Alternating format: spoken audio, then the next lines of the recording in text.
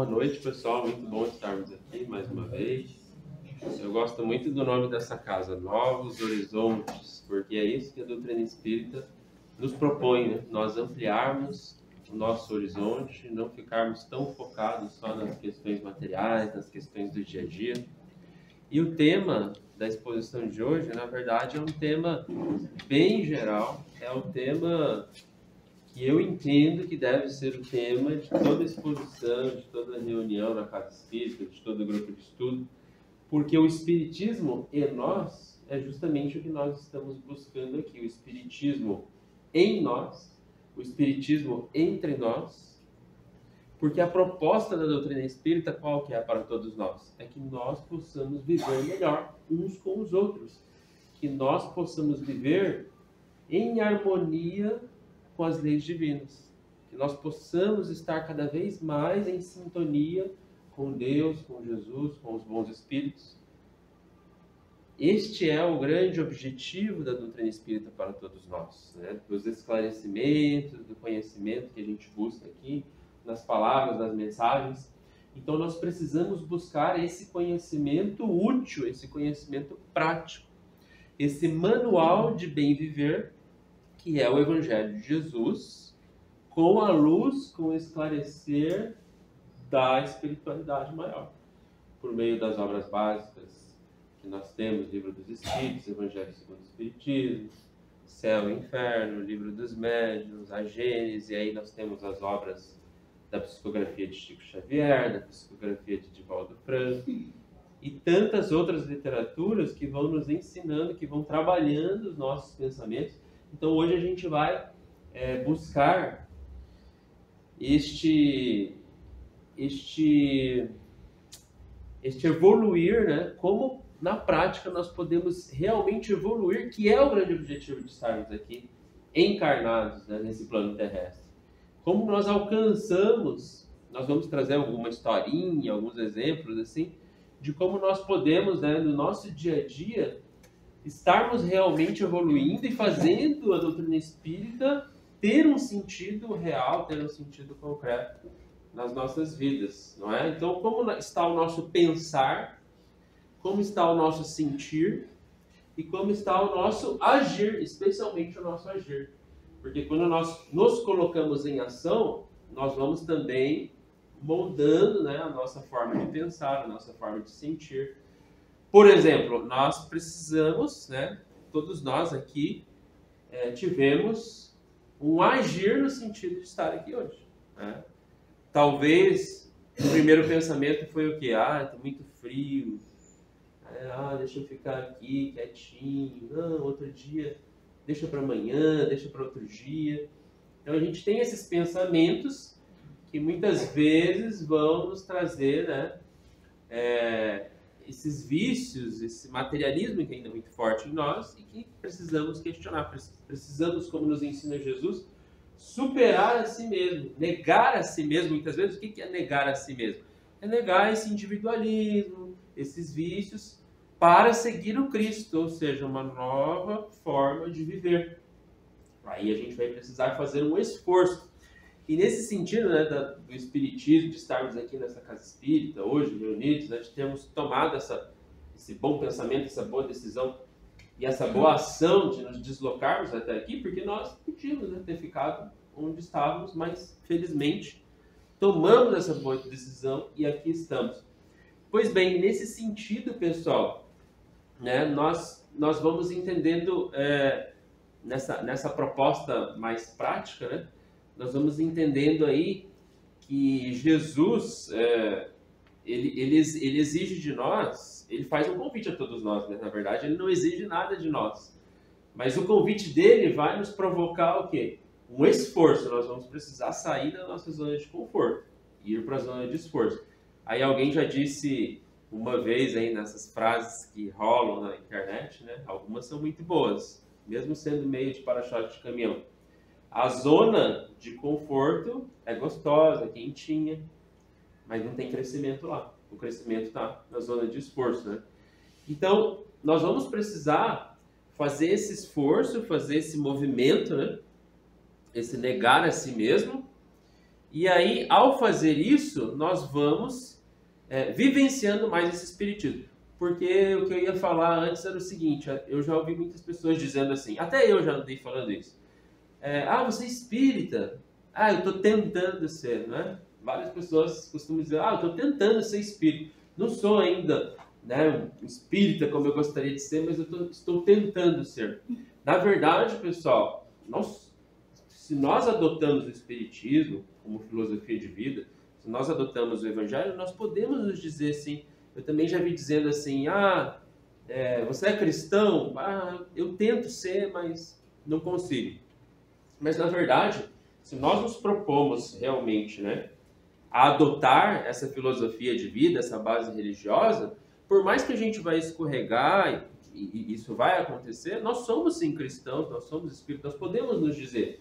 Porque o que vai acontecer é o quanto a gente se esforça, né? Aí o grau de esforço de cada um, às vezes, vai ser diferente. Então, vai ter aqueles excelentes espíritas, né, que realmente vivem ali o máximo possível, vai ter aqueles que ainda estão começando, ainda estão se esforçando. É igual se a gente vai numa academia, num estúdio de ginástica, numa escola, tem vários níveis. Tem quem está iniciando, quem já está há mais tempo, né? Tem aquele aluno mais estudioso, mais dedicado, tem outro que é menos. Mas todos nós estamos nessa grande escola, nessa grande oficina, né? E aí a gente vai trabalhando isso em nós, fazendo esse espiritismo ganhar corpo em nós, né? Para nós realmente, para não ficar uma coisa assim, só de palavras bonitas. Eu vou lá no centro, é legal, eu escuto, né? A mesma coisa a pessoa que vai na igreja, assiste uma missa, tal, mas depois aquilo ali não reverbera, não irradia para o nosso lar, para as nossas atitudes, para o convívio, né, com as pessoas que nos esperam lá fora, né? Então aqui nós estamos aconchegados, né, no calor aqui da espiritualidade, de boas palavras, de bons sentimentos, mas o desafio é a gente levar isso, né? A gente levar isso primeiramente em nós e depois entre nós, né? Como nós estamos nesse desafio, é nesse sentido que nós vamos colocar algumas reflexões hoje. Então, o verdadeiro espírita está lá no Evangelho segundo o Espiritismo. Não é aquele que já está num padrão moral impecável. Não. O verdadeiro espírita, bem como o verdadeiro cristão, a gente vai perceber que o espírita e o cristão, eles se confundem, né? São uma mesma coisa. Porque é aquele que faz esforços, né? Reconhece-se o verdadeiro espírita por aqueles que está fazendo esforços para domar as suas más inclinações, né? E para que a sua transformação moral seja realmente efetiva. Então, por um determinado momento da minha vida, e aí a gente vai aprofundando, né, nos conceitos espíritas. Por que eu estou dizendo isso? Porque às vezes as pessoas vão interpretando conforme as conveniências também. Porque o espiritismo é uma doutrina muito livre, é uma doutrina que não proíbe nada, claro que não proíbe nada. E por um tempo assim, mesmo minha mãe tendo conduzido a gente, eu e meu irmão, na evangelização, por um tempo eu resolvi assim, não, já que eu tenho a escolha, eu faço o que eu quero fazer, na época da faculdade, eu quero fazer um pouco de festa, né? Quero passear um pouco não, bastante, né? E aí eu fui achando que eu estou no controle, né? Eu tenho livre-arbítrio, não tem essas regras, não tem essas proibições, não tem esse Deus punitivo. Só que depois, você estudando e amadurecendo mais, aí teve toda assim uma volta do filho pródigo, que eu gosto de falar, porque no momento que eu estava vivendo aquela questão só materialista da Terra, né, na busca disso, achando que a vida é isso, importante na vida é ser feliz e tal, aquela história toda, a gente vai colocando uma felicidade egoísta, né, uma felicidade somente do imediatismo, somente para o nosso próprio umbigo, esquecendo que a verdadeira felicidade, né, que Jesus nos ensina, ela não é desse mundo, ela não é das coisas do mundo, né, mas ela começa assim a ser construída na passagem por esse mundo, né? E depois nós vamos escolher ela interiormente. E eu fui perceber isso quando a minha mãe teve uma pancreatite aguda. Depois até é capaz dela estar assistindo aí o vídeo, eu sempre mando para ela, né? Às vezes ela assiste e comenta depois comigo, é bem legal. E aí eu percebi assim, nossa, minha mãe vai desencarnar e eu tô aqui fazendo o quê? Do Espiritismo que ela tanto se esforçou para colocar na nossa vida, né? E aquilo ali me deu um estalo e eu falei, não posso levar a vida assim, na brincadeira. Então o Espiritismo nos chama, né, a levar a vida como algo que é importante, como algo que se você não bem aproveitar, mas aí o bem aproveitar a vida, a gente sabe que acaba tendo um viés aí dos prazeres do mundo, que não tem nada a ver com bem aproveitar a vida como Jesus e como o Espiritismo nos propõe. Então, se a gente não aproveitar, pessoal, aí entra uma outra interpretação equivocada. Ah, mas tem a próxima encarnação. Eu ouvi uma vez de uma amiga espírita, assim, simpatizante, ela falava, ô Rodolfo, eu decidi o seguinte, essa vida aqui eu vim a passeio. Eu vim nessa vida a passeio. Trabalhar, estudar, me aperfeiçoar, vou deixar para a próxima. Mas por que é um grande equívoco pensar assim? E é uma interpretação muito rasa, muito superficial, que é o que a gente costuma fazer, né? A gente pega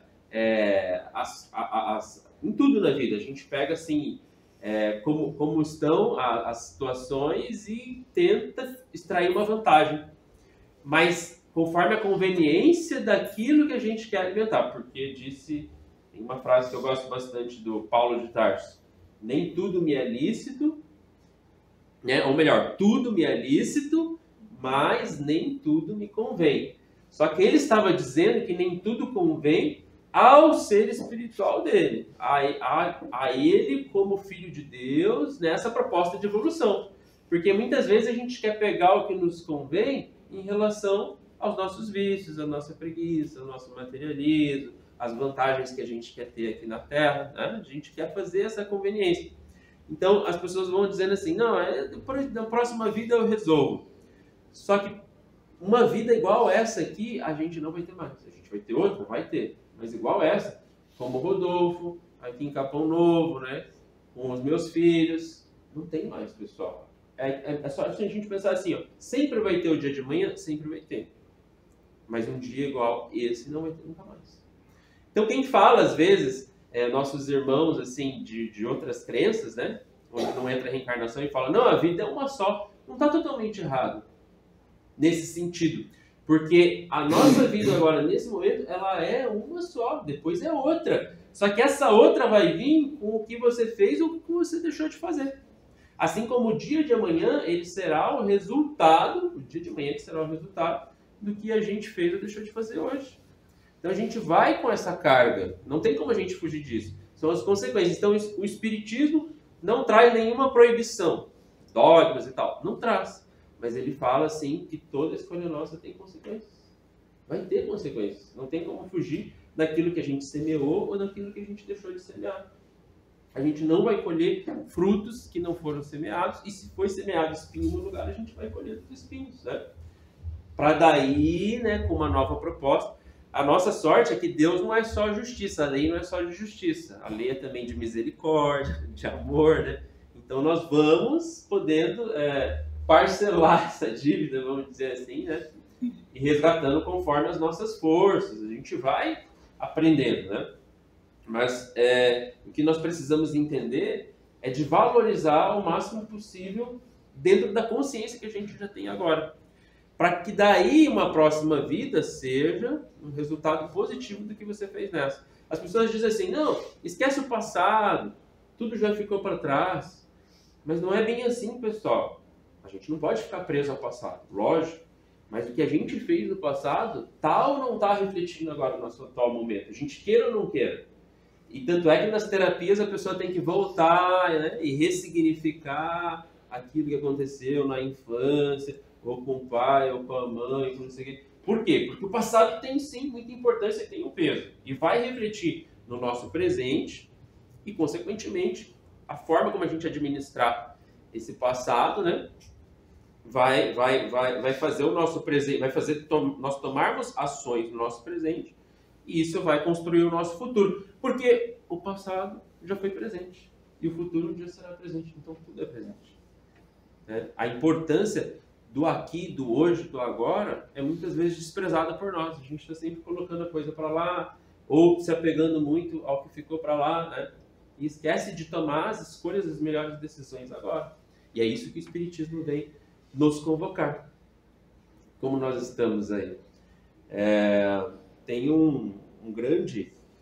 As pessoas falam do Chico, né, do Divaldo agora, do saudoso Divaldo, mas eu acho que o Divaldo nem vai ficar tão saudoso assim, porque é tanto livro, é tanto vídeo, é tanta coisa, né, que ele vai sempre parecer que ele está encarnado ainda entre nós, né, na internet. Aí a gente, tô com saudade do Divaldo, é só ligar lá, né?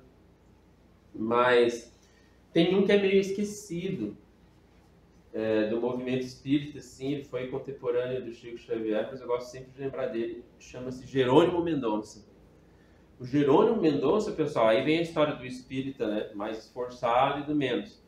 O Jerônimo Mendonça, ele me dá um certo constrangimento, uma vergonha, assim, que eu falo, nossa, como eu ainda reclamo demais, como eu ainda faço pouco. E esse sentimento vai vir, tá, gente? Porque quisera eu também estar fazendo metade das coisas que eu vim aqui pra gente refletir junto, né? A gente tá no processo, assim. Eu gosto também da outra frase de Paulo que ele diz assim, mais ou menos assim, né? O mal, o bem que eu quero, o bem que eu já quero, esse eu ainda não estou fazendo, como eu gostaria de fazer. Mas o mal que eu não quero mais, esse eu ainda faço, esse eu ainda escorrego. Mas o que é isso? Isso já é autoconsciência. Porque o problema é você ainda se comprazer, né?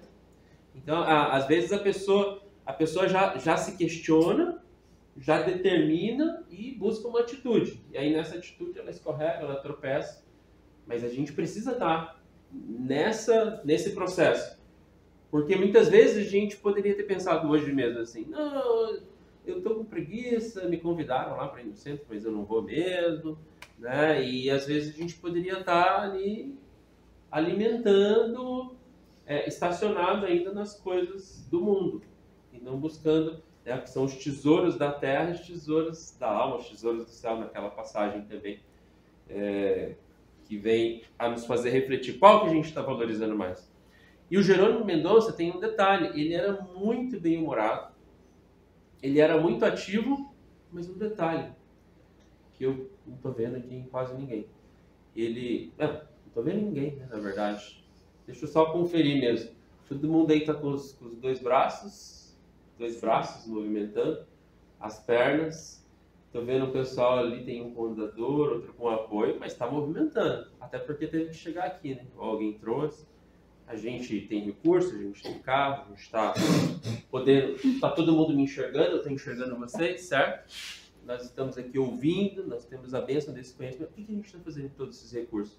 O Jerônimo era totalmente paralítico, cego e vivia com dores. Ele tinha, se eu não me engano, a esclerose múltipla, né? Foi perdendo todos os movimentos, muito jovem, e ficou cego. E aí um dia a mãe dele chegou para ele, filho, eu estou quase acreditando nessa reencarnação, que tanto você fala. Eu, por quê, mãe? Você não é dos 10 filhos, acho que era 10, dos 9, 10 filhos que eu tenho, você não é o único paralítico? Sou. Não é o único cego? Sou. E não para em casa. É o único que não para em casa. Vive na rua. Ele disse, mas mãe, eu sou paralítico do corpo, mas eu não posso ser paralítico da alma. Então se ele, né, que tinha todas as justificativas, não ficava parado, que dirá nós, né? Então, para que nós estamos, por exemplo, emprestando as nossas mãos? Aí eu gosto de lembrar daquele poema da gratidão da Amélia Rodrigues, psicografia do Divaldo Franco, né? Nossas mãos, essas alavancas de ação, do progresso, da redenção. Mãos que fazem a ternura, mãos que socorrem a amargura, mãos que presenteiam, mãos que embalam com candura o filho alheio. Mãos de escrita, de psicografia, de cirurgia, que cicatrizam feridas, retificando as carnes sofridas, balsamizando as dores de muitas vidas. Mãos de lavadeira, mãos de enfermeira, mãos que cozinham para uma família inteira, mãos, enfim, que brilham nesses traços como estrelas fulgindo em nossos braços. E os nossos pés que nos levam a marchar, ereta, firme a caminhar, pés de renúncia que nos levam firmes, fortes, sem reclamar. Então hoje os nossos pés nos trouxeram, né? Todo o nosso instrumento nos direcionaram a estarmos aqui. E depois, no decorrer da semana, como nós estaremos utilizando o nosso corpo, a nossa vida, a nossa mente, né? Dentro desse ideal espírita, que com certeza é o melhor ideal que nós temos aí para seguir. A gente diz, mas a vida não tem manual de instrução. Como que não tem? Né? Olha o Evangelho, olha o Espiritismo, né? Para nos instruir como nós podemos passar por essa vida com proveito. E como é que nós estamos? Hoje o meu filho, que ainda vai fazer 4 anos, ele chegou. Papai, vamos ouvir O Homem de Nazaré?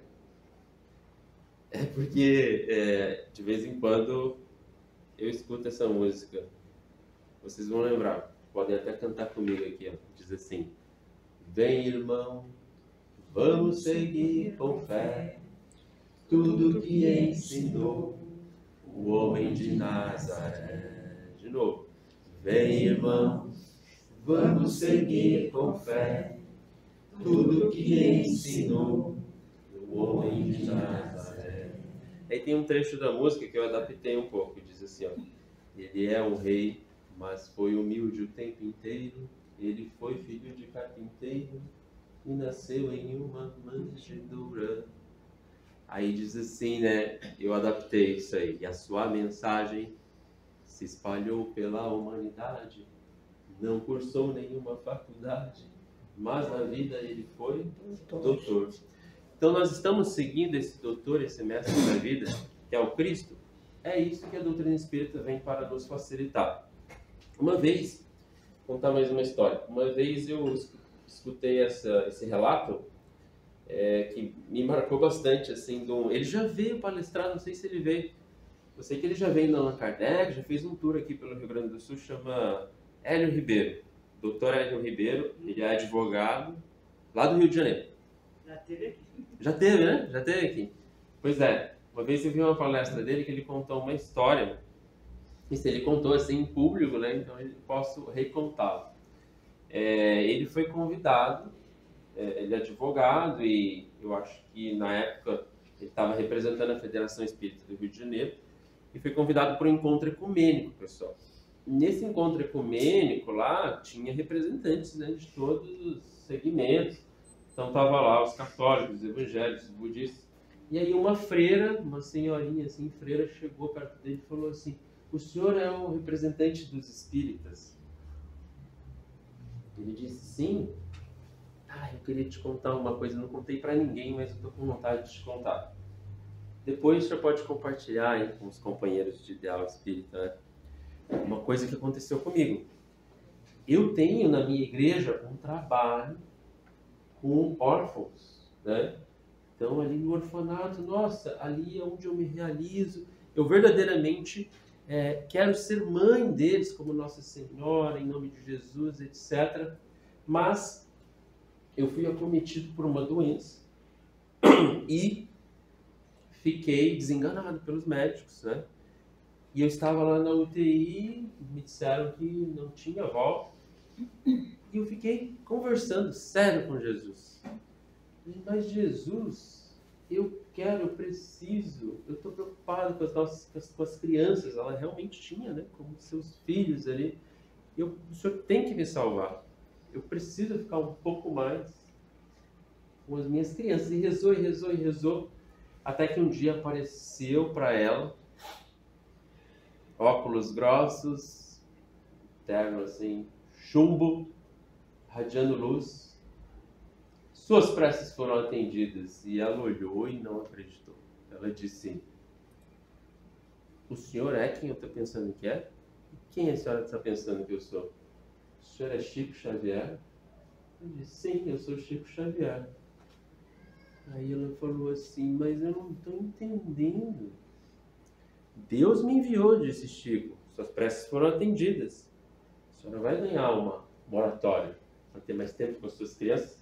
É um trabalho que a espiritualidade aqui admira muito, ampara muito. Mas eu sou católica, ela disse. Por que o senhor, que é um espírito, por que Deus enviou justamente o senhor? O Chico falou: isso é lá com Deus. Ele chamou, eu obedeço e vim. E deu ali um passe nela. E ela foi se recuperando e ficou boa.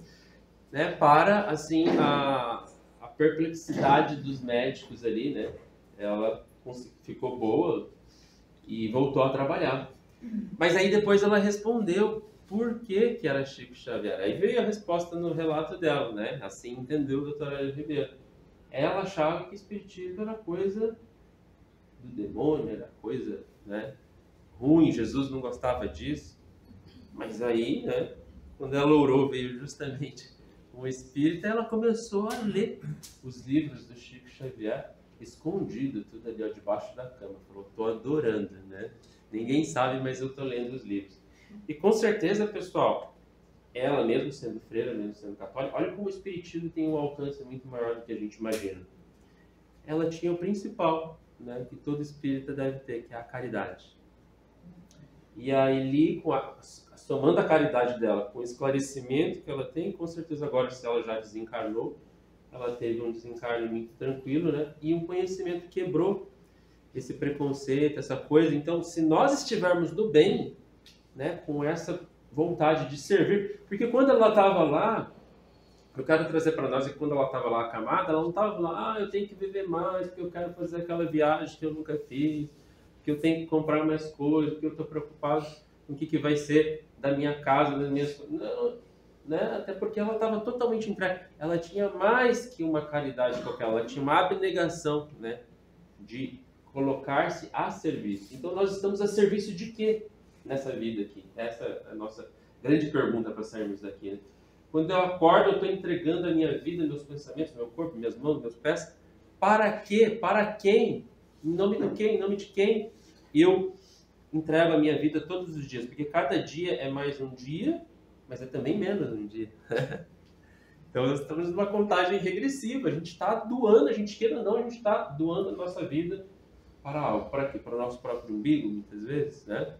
Ou estamos fazendo isso, por isso que a vida que o Cristo e que o Espiritismo propõe é uma vida em abundância, porque é uma vida que não fica só para nós, né? Ela se espalha como uma árvore gigante que dá sua sombra, que dá seus frutos, né, para todos nós.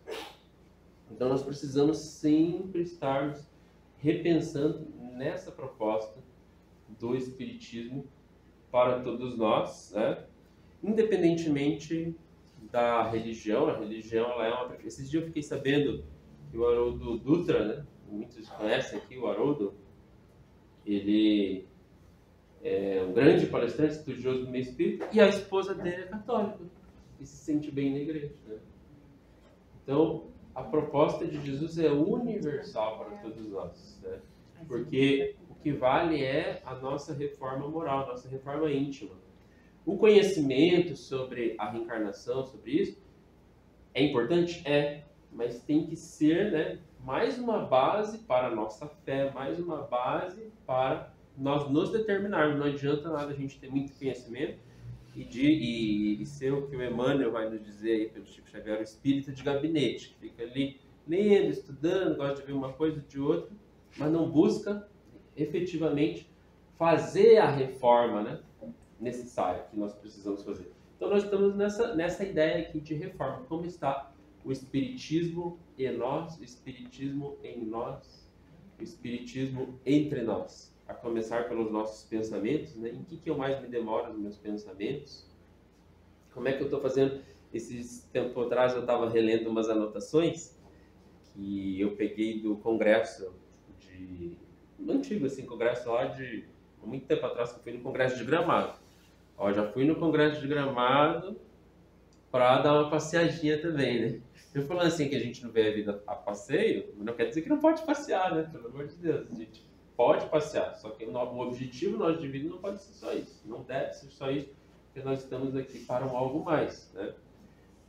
E nós não estamos numa determinada casa, numa determinada família, num determinado contexto, por acaso. Nós temos um papel ali, pessoal, um papel importantíssimo.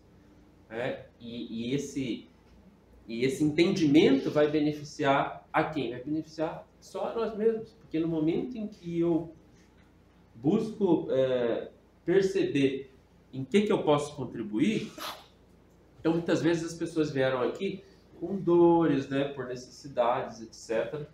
e vão receber ali uma mensagem, uma palavra, um alívio, de repente até recebe a cura mesmo.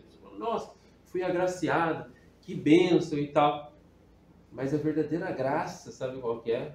A verdadeira transformação, a verdadeira cura, que é o que sempre a gente vai se estudando ali, o Evangelho, o Espiritismo, que é o que a gente sempre vai perceber isso, a história do próprio Paulo que a gente colocou aqui, é quando nós estamos dispostos a doar cada vez mais, né?